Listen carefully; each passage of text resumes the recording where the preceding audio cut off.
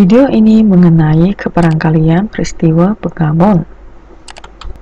Dalam kebarangkalian peristiwa bergabung, kita akan belajar peristiwa bersandar dan peristiwa tidak bersandar. Dalam peristiwa bersandar dan peristiwa tidak bersandar, kita akan gunakan hukum penerapan kebarangkalian untuk selesaikan kebarangkalian peristiwa bergabung. Kita juga akan belajar hukum penambahan kebarangkalian bagi peristiwa saling eksklusif dan peristiwa tidak saling eksklusif. Seterusnya kita akan gunakan semua kemahiran kebarangkalian peristiwa bergabung ini untuk selesaikan soalan jenis aplikasi. Peristiwa bergabung ialah gabungan dua atau lebih peristiwa dalam satu kesudahan. Kita dibahagikan kepada peristiwa bersandar dan peristiwa tidak bersandar.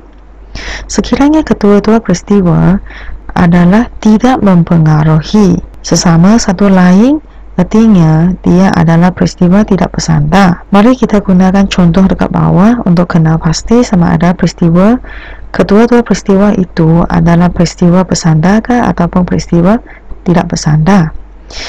Mendapat angka sebanyak 2 kali apabila sekeping duit siling dilambung sebanyak 2 kali. Jadi untuk lambungan pertama kita akan dapatkan untuk peristiwa A kita lambungkan kali pertama, kita akan dapatkan angka dan gambar.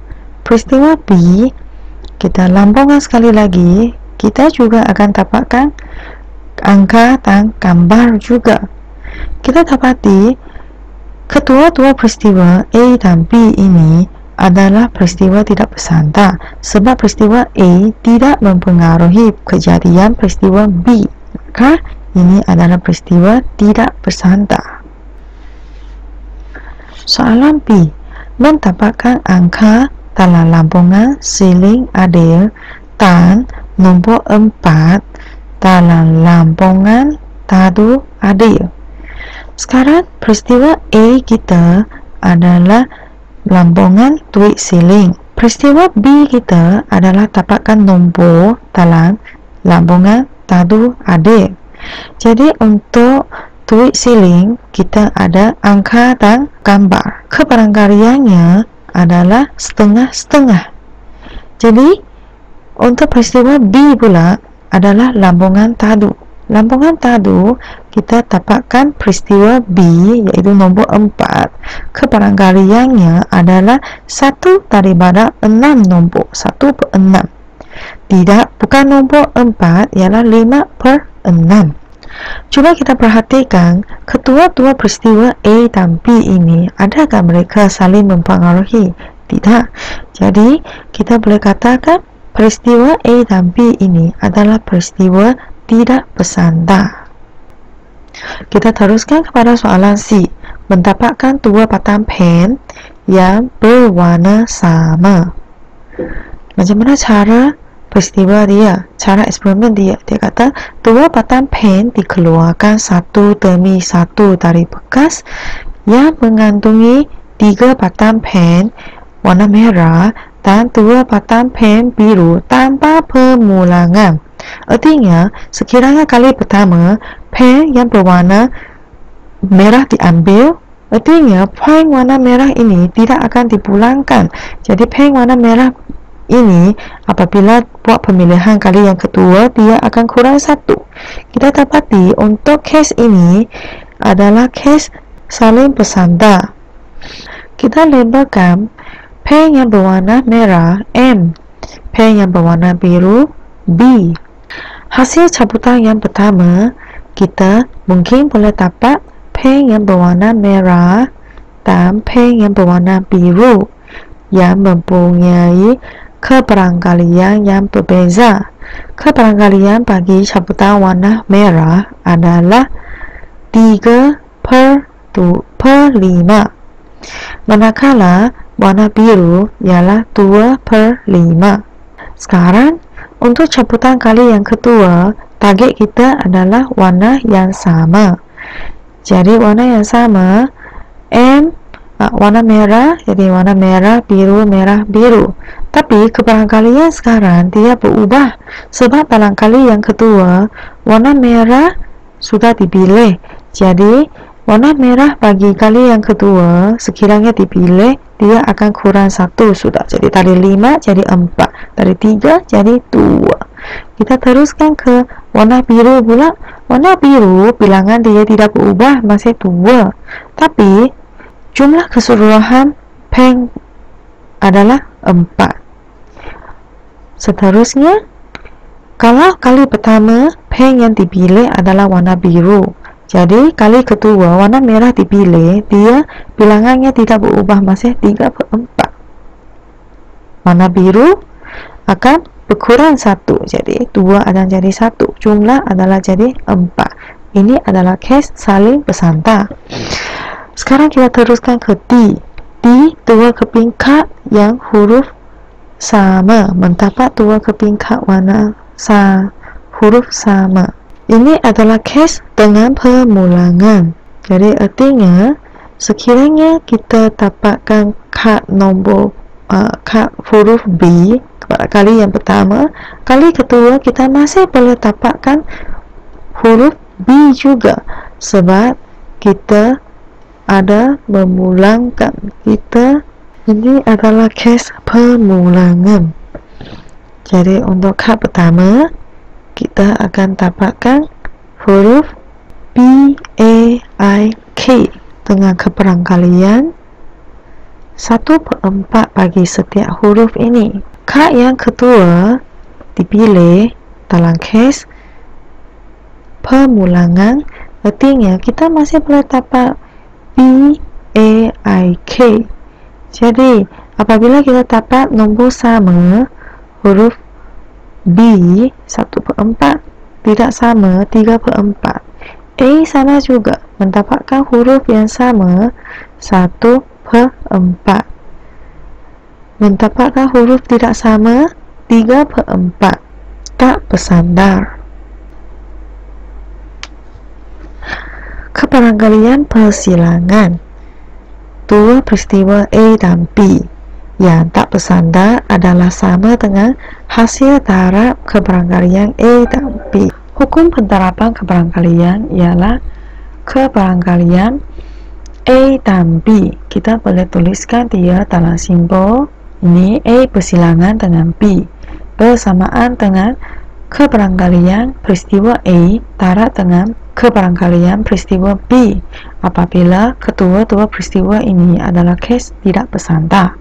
Contohnya, sebuah kotak F mengantungi 7 keping kad yang berlabel huruf P, A, M, E, R, A, N, dan sebuah kotak lagi G mengantungi 5 keping nombor kad yang berlabelkan 3, 5, 6, 8, 11. Sekeping kad dipilih secara rawat dari F dan G. Tentu sahkan conjecture rumus kebarangkalian untuk mendapatkan huruf P dan huruf nombor dan nombor genap dengan senaraikan semua kesudahan yang mungkin. Oke, sekarang kita mula. Bagi case mendapatkan huruf P, kita labelkan ini adalah peristiwa A. Peristiwa B adalah mendapatkan nombor genap. Untuk rumus kebarangkalian bagi kedua-dua case ini yang tidak bersandar, kita boleh katakan bagi kebarangkalian A dan B ini kita boleh gunakan kebarangkalian A darab dengan kebarangkalian B. Kebarangkalian bagi A dekat sini, huruf P dekat perkataan P, A, M, E, R, A, N adalah 1 1/7. Kebarangkalian bagi B yaitu huruf nombor genap. Huruf nombor genap dekat sini kita ada 6 dan 8, maka 2 per keseluruhan dia, luang sampel dia adalah 5. Jadi hasil darabnya adalah 2/35. Cuba kita senaraikan A dan B. A dekat sini adalah huruf P. Huruf P kita hanya ada 1. Nombor genap dekat sini ada 2. Jadi pasangan A dan B kita ada P6, P8. Maka bilangan luar sampel dekat bagi soalan ini adalah 7 kali dengan 5, iaitu 35. Bilangan luar sampel adalah 35. Jadi keperangkalian bagi A dan B adalah 2/35. Kotak A dan kotak B masing-masing mengandungi kad yang berlabel 3579 dan XYZ. Sekeping kad dipilih. Jadi, dapatkan keperangkalian vektor bagi 9. Andaikan ini vektor bagi 9 peristiwa A, huruf Z sebagai peristiwa B.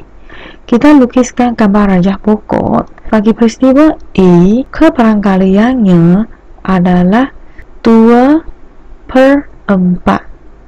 Sebab vektor bagi 9 dekat sini ada 3 dan 9. Jadi 2/4. Pelengkapnya 2/4 juga. Manakala bagi peristiwa B mendapatkan huruf Z.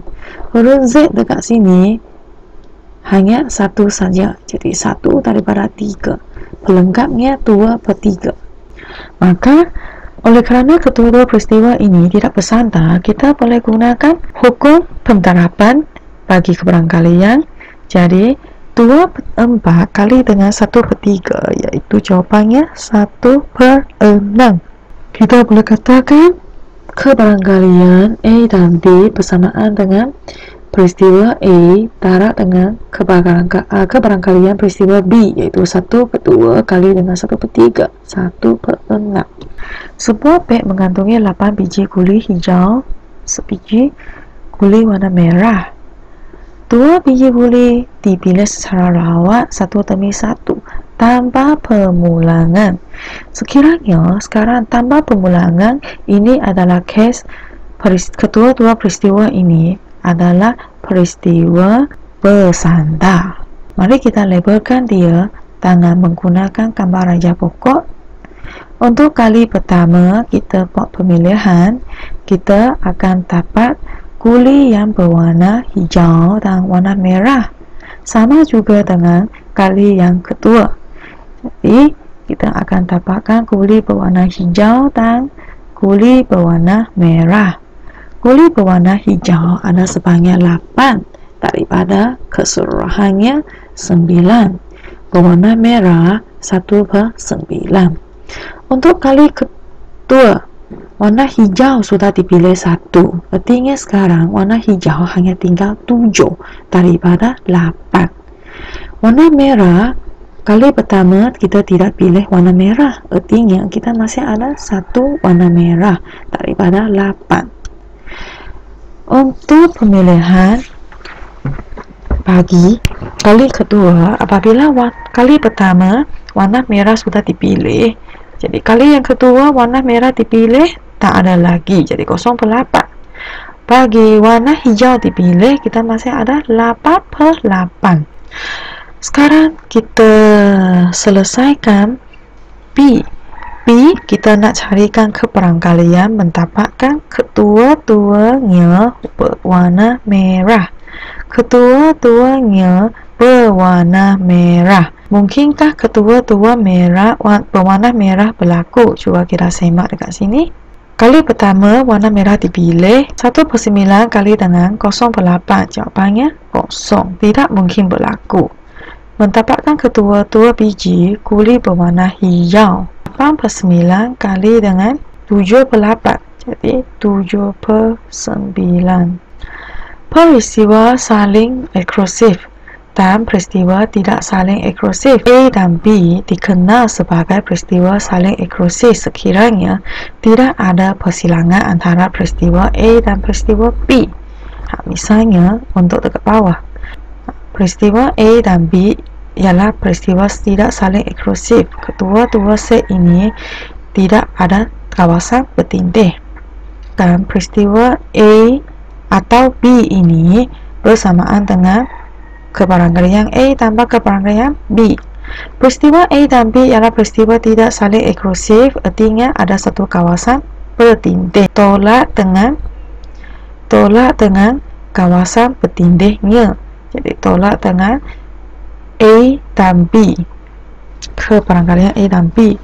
Sekeping kad dipilih secara rawat. Hitungkan kebarangkalian kad yang berlabelkan dengan huruf A, huruf konsonan ataupun A. Jadi huruf konsonan ataupun A, dekat sini kita tahu kedua-dua ini adalah saling eksklusif. Jadi kita boleh gunakan kebarangkalian A tambah kebarangkalian B. Kebarangkalian bagi B adalah 3/5.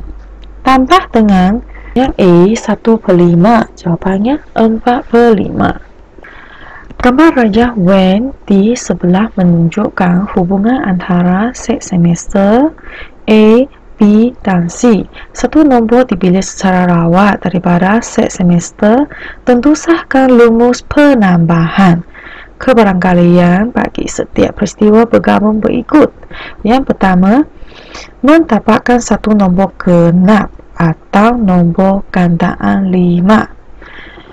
Bagi mendapatkan nombor genap, artinya ini adalah merujuk kepada set A.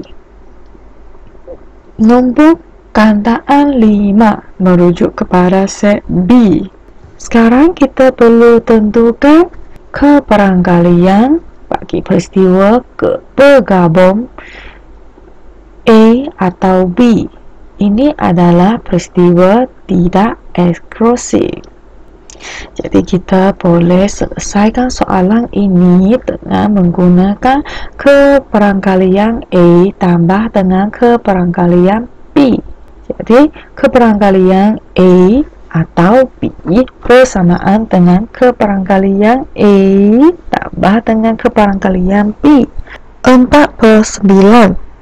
Kebarangkalian B 1/9. Jumlahnya bagi kedua-dua kebarangkalian ini adalah 5/9.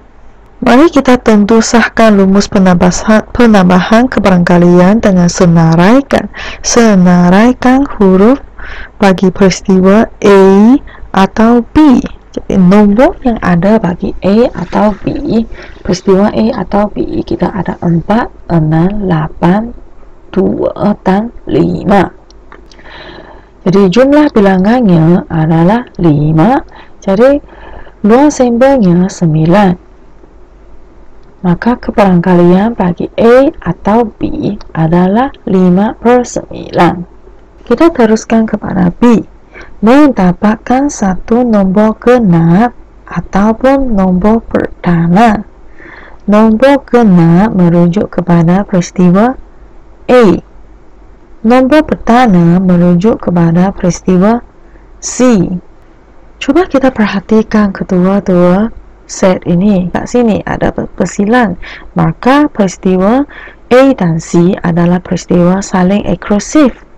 Bagi hukum penambahan peristiwa saling eksklusif, kita perlu bukan sahaja kebarangkalian A tambah kebarangkalian C, kita perlu tolak dengan kebarangkalian A dan C. Kebarangkalian bagi peristiwa A adalah 4/9. Kebarangkalian bagi peristiwa C adalah 4/9 juga. Kita dapati nombor 2 ini telah dikira 2 kali. Jadi maka kita perlu tolak dengan A dan C. Kedua-dua set A dan C memiliki nombor 2. Jadi kita tolak dengan nombor 2 ini keluar, iaitu 1/9. Bilangan unsur A dan C adalah 1. Jadi 1/9. Kita selesaikan operasinya, kita dapati jawapannya 7/9. Sekarang kita perlu tentu sahkan rumus penambahan kebarangkalian bagi peristiwa saling eksklusif. Kita senaraikan yang A atau C. Jadi A atau C dekat sini kita ada A atau C dekat sini. 1, 2, 3, 4, 5, 6, 7. Jadi 7. Jumlah unsur, jumlah luang sampel ialah 9. Maka keberangkalian A atau C adalah 7/9.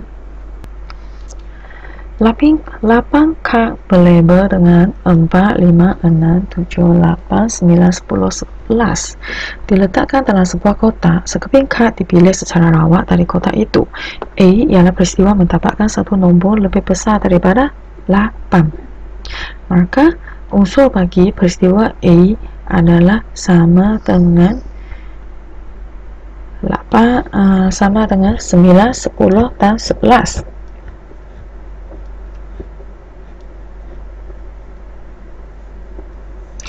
B ialah peristiwa mendapatkan satu nombor pertanda 5, 7 dan 11. C peristiwa mendapatkan nombor genap 4, 6, 8 dan 10. Tentu sahkan rumus penambahan keberangkalian bagi setiap peristiwa bergabung yang berikut dengan senaraikan semua kesudahan yang mungkin. Kita mula dengan soalan A. Keberangkalian A atau B. Keberangkalian A atau B. Cuba kita semak unsur bagi A dan peristiwa B. Kita dapati peristiwa A dan B ia mempunyai nombor 11 yang berulang. Artinya peristiwa sekarang ini adalah peristiwa saling tidak eksklusif. Sekiranya saling tidak eksklusif, kita perlu tolak dengan hasil keberangkalian A dan B, yaitu keberangkalian A adalah 3/8 tambah dengan keberangkalian B adalah 3/8 juga. Seterusnya kita perlu tolak dengan 1/8, yaitu jawabannya adalah 5/8. Sekarang mari kita senaraikan. Untuk tentu sahkan rumus penambahan keberangkalian, kita senaraikan unsur bagi peristiwa A atau B. Maka bilangan unsur A atau B adalah sebanyak 5. Luang sampel ialah 8 bersamaan dengan 5/8. Kita teruskan ke B. B, carikan keberangkalian A atau C. Cuba kita semak semua unsur dalam A dan C. Unsur A 9, 10, 11. Unsur C adalah 4, 6, 8, 10. Kita dapati kedua-dua peristiwa ini ada perkara yang berulang, yaitu unsur yang berulang dekat sini yaitu nombor 10. Maka untuk dengan menggunakan hukum penambahan keberangkalian A tambah keberangkalian C tolak dengan keberangkalian A dan C. Keberangkalian A adalah 3/8 tambah dengan keberangkalian C 4/8 tolak dengan A dan C yaitu 1/8. Jawabannya 6/8 boleh diringkaskan jadi 3/4. Mari kita senaraikan A atau C. A atau C dekat sini kita ada 9, 10, 11, 4, 6, 8. Maka bilangan unsurnya adalah sebanyak 6. Keberangkalian bagi A atau C adalah sebanyak 6/8, yaitu bersamaan dengan 3/4. Keberangkalian B atau C. Coba kita semak keberangkalian B atau C. Adakah kedua-dua peristiwa B dan C ini saling eksklusif? Kita semak B nombornya 5, 7, 11. C 4, 6, 8, 10. Tak ada nombor berulang saling peristiwa ini adalah peristiwa saling eksklusif. Jadi kita terus buat keperangkalian B tambah keperangkalian C. Jadi keperangkalian bagi B adalah 3/8. Keperangkalian bagi C adalah 4/8. Jumlahnya adalah 7/8. Kita senaraikan keperangkalian B atau C. Keperangkalian B atau C kita ada nombor 5, 7, 11, 4, 8, 6, dan 10. Maka keperangkalian B atau C adalah 7/8. Kita teruskan kepada contoh soalan yang seterusnya. Keperangkalian sebuah telefon pintar dihasilkan oleh Kilan Jaya mengalami masalah paparan. Mengalami masalah paparan adalah 2/13. Dua telefon dipilih secara rawat. Lakarkan gambar rajah pokok. Jadi artinya gambar rajah pokok kita ini ada dua peristiwa. Kali pertama telefon pintar dipilih. Untuk peristiwa B, kali kedua telefon pintar dipilih. Seterusnya kita perlu carikan keperangkalian bahawa sekurang-kurangnya sebuah telefon pintar dipilih mengalami masalah paparan. Jadi sekarang kita boleh labelkan M sebagai masalah paparan. Bagi peristiwa A, kali pertama telefon pintar yang dipilih, kita ada dua keadaan. Menghadapi masalah ialah 2/13. Pelengkapnya iaitu tiada masalah paparan 11/13.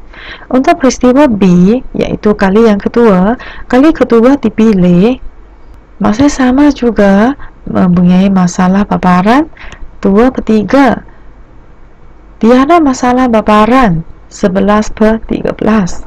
Sekarang kita lengkapkan gambar rajah pokok. Jadi dekat sini kita ada 4 kemungkinan, sama ada MM, M pelengkap M, dan pelengkap M. Sekarang target kita adalah kita nak carikan keperangkalian sekurang-kurangnya sebuah telefon pintar yang dipilih mengalami masalah paparan. Jadi kita boleh gunakan kaedah jenis pelengkap, iaitu kita boleh gunakan satu tolak keluar bagi telefon pintar yang tiada masalah paparan. Jadi satu tolak dengan keperangkalian pelengkap M atau pelengkap M. Kita boleh tarakkan dia sekurang-kurangnya, jadi iaitu MM 2/3 kali dengan 2/3. M pelengkap M gunakan satu tolak dengan keperangkalian pelengkap M. Jadi satu tolak dengan M pelengkapnya dan M pelengkap, yaitu satu tolak dengan 11/13 kali dengan 11/13. Kita boleh selesaikan jawapannya 48/169. Persatuan Geografi SMK Cerdik mengatakan rombongan rawatan sambil belajar ke Kota Kinabalu. Keperangkalian Menti dan Gihan mengetahui rombongan ini masing-masing ialah 4/7 dan 9/14. Jadi kita boleh lengkapkan dia gambar rajah pokok dekat sini. Menti mengetahui 4/7, tidak mengetahui 3/7, sama dengan Gihan mengetahui merujuk sini 9/14, tidak mengetahui adalah 5/9. Kita lengkapkan. Dekat sini kita perhatikan kita ada sebanyak 1, 2, 3, 4 kesudahan. Kita lengkapkan 4 kesudahan ini. Kesudahan yang pertama M, G. Kesudahan yang kedua M pelengkap G. Kesudahan yang ketiga pelengkap M dan G. Akhir sekali pelengkap M dan pelengkap G. Sekarang kita perlu carikan kebarangkalian hanya seorang daripada Manti ataupun Kiha menyertai rombongan ini. Jadi artinya hanya seorang sahaja yang menyertai. Maka untuk kesudahan bagi memenuhi kebarangkalian ini, kita perlu ambil M pelengkap G dan pelengkap N dan G. Sekarang kita carikan kebarangkaliannya. Kebarangkaliannya bagi kesudahan M dan pelengkap G. Jadi kebarangkalian bagi soalan ini ialah kebarangkalian M pelengkap G dan kebarangkalian bagi pelengkap M dan G.